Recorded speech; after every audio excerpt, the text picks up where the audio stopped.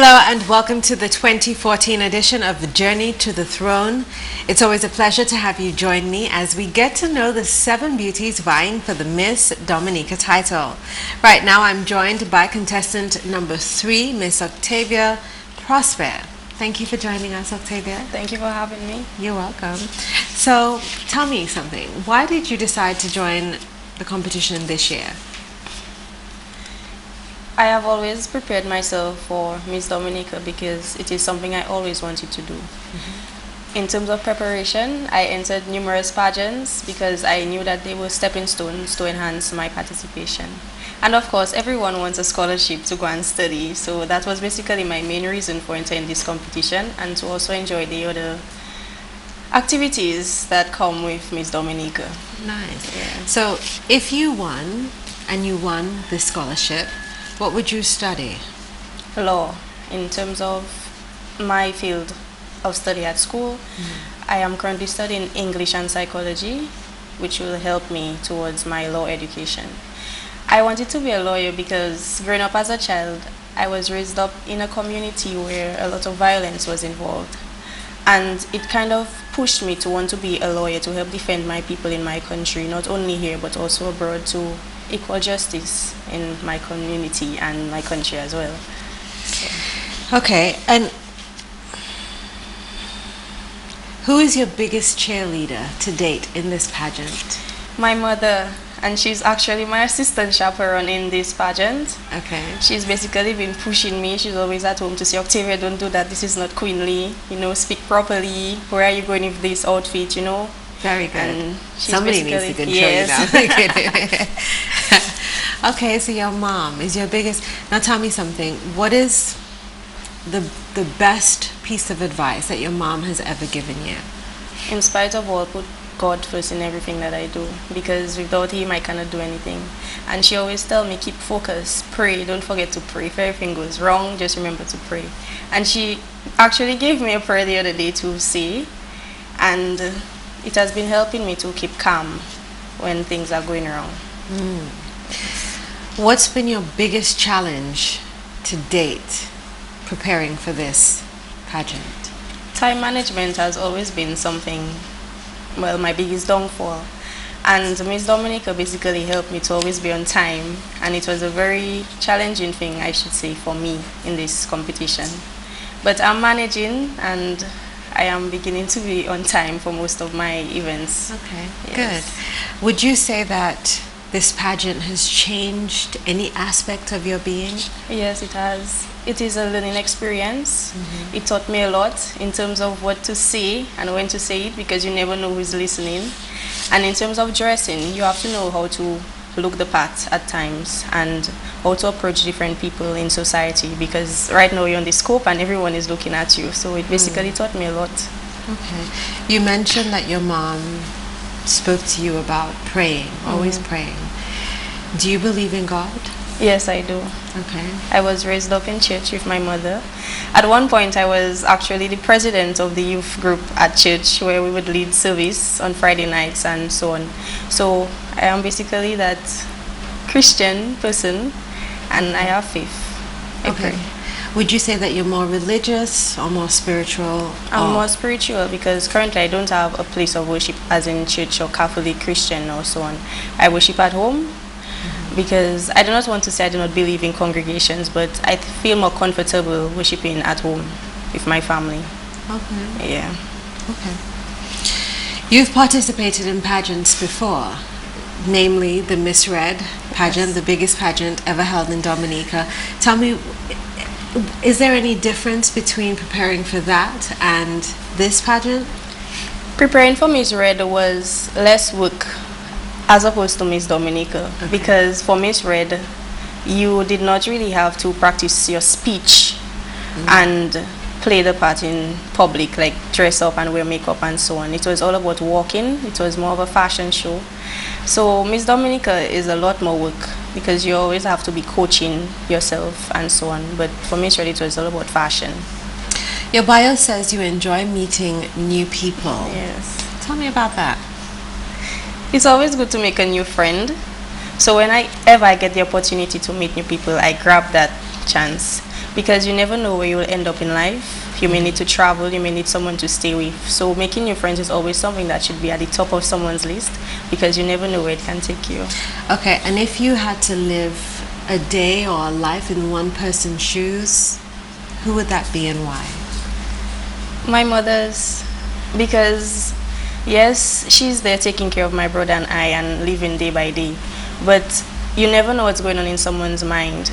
So I'd really like to know what really goes on in my mother's mind, what keeps her going, that motivation, that drive that she has. I would really like to know what is it that keeps her going every day. So, And you and your brother, you mentioned your brother, Yeah. are your mother's only children, and you were Yes. raised in a single parent household. What has Yeah. that experience been like for you?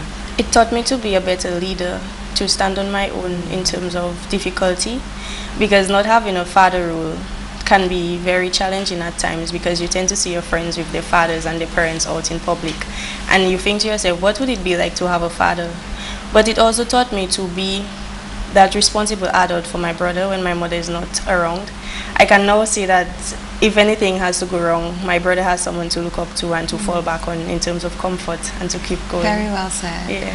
Okay, so your platform, you talk about empowering women beyond the pink. Yeah. Tell me about that. Beyond the Pink campaign is basically about shifting from awareness and into prevention. In Dominica, a lot of awareness is being done, and prevention as well. But I believe that if more prevention is done, we can help women fight cancer, I should say. And recently I learned that a lot is being done in terms of prevention, but not enough is being done. Over the weekend, my youth group in La Plaine and we basically had a campaign, a walk campaign for cancer patients and survivors. And it's very healthy in terms of walking. It helps to fight cancer cells, it keeps you healthy. And we also encourage healthy eating as well, because we had bananas and watermelons on the walk and so on. And some survivors spoke after the walk, and it really touched me, because they said certain things that I never even knew about my platform. Because even though you know that you're diagnosed with cancer, early detection saves lives. And one of them said that when she found out she had cancer, she thought she was going to die, and she wants to tell people that there is hope. So even when you think or you know that you're diagnosed, there's always hope for you to move on and continue your life. I'm glad that you said that, because a lot of Yes. people don't realize that. They think There's that once hope. they have cancer, that's it. No, they're there's dead, hope. you know? Yes. Okay, good.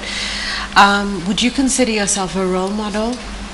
I've always considered myself to be a role model, because in high school I was always in the forefront, always wanted to be a leader. You know, I was that kind of girl. Everybody wanted to represent them. Who wants to be house captain? Octavia, everybody will call Octavia's name. In college, I was also the president of the Student Body Association. And I did not realize that so many people looked up to me until when I decided to go up for Miss DSC. And so many supporters, you're a girl, we want you to win, I look up to you, I like how you dress. And it brought that to my awareness that people actually look up to me, and it made me more aware and conscious of what I do. So yes, I do consider myself. And do you think that kind of support helped your self-confidence? It did. Knowing that people are there for you, it helps build your confidence, because you don't want to disappoint anybody. So you have that drive to always want to please you. Yes. Besides being a leader, what are some other qualities about you that, let's say, some friends would want to emulate?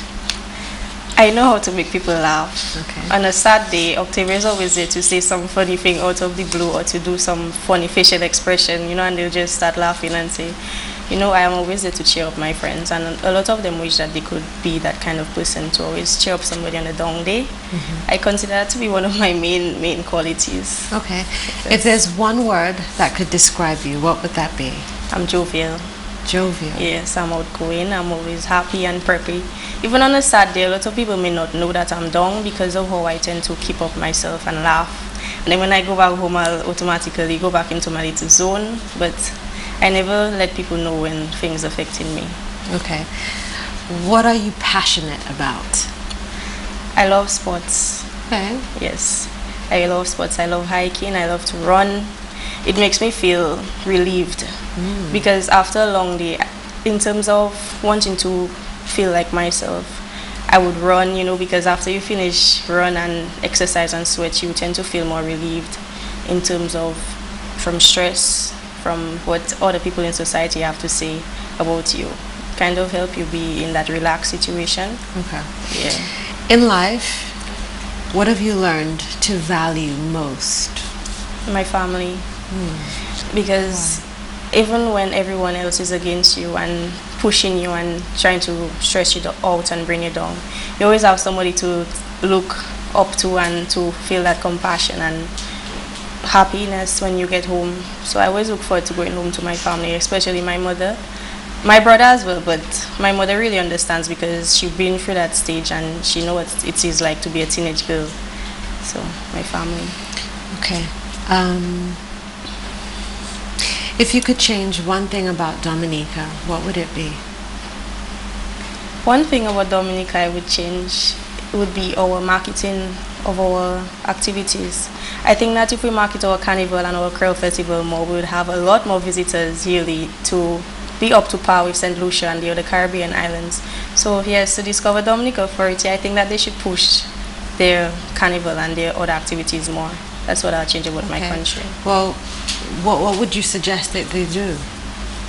In terms of nightlife, a lot of tourists tend to complain that Dominica does not have enough nightlife, because when you go to the other country, something is always being done. Especially on a Sunday afternoon when you walk in town, it's quiet, you could hear a pin drop. So I think that they should increase the nightlife in Dominica to help increase the stay over tourists in our country. Okay. One of the issues, most recent, that government has tried to combat is youth unemployment. What's your take on government's recent initiative? I think it was a good initiative, especially for us, the youth, because you tend to hear a lot of elderly saying that the youth are going astray, there's nothing for them to do. And it was very good that Dominica government could come and implement jobs in our country. So now that they are doing something with their free time, I think that the elderly should applaud them and thank the government for the initiative. Okay.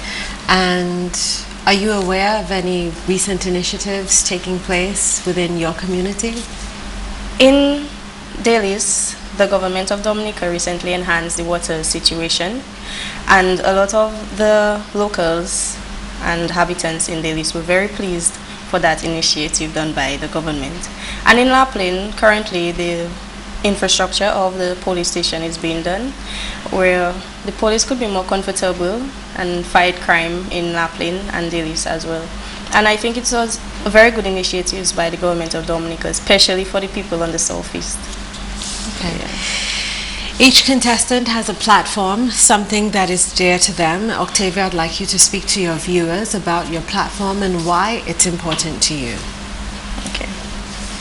Recently, an aunt of mine was diagnosed with breast cancer, and I was alarmed because there wasn't much I knew about breast cancer. So I took on my own to basically read up more about breast cancer.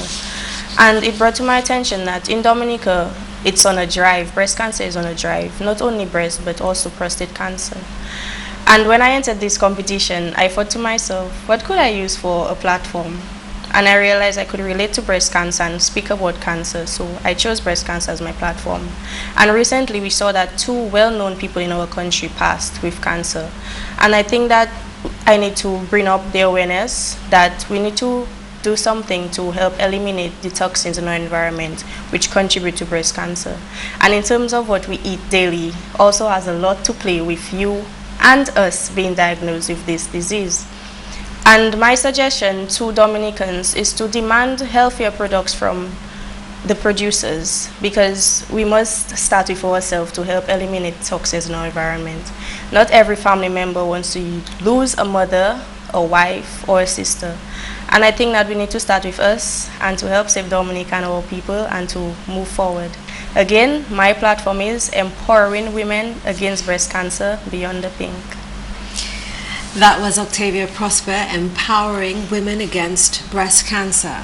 Join her on the eve of February 28th, where I'm sure she'll dazzle you. I'm Fontaine. See you next time.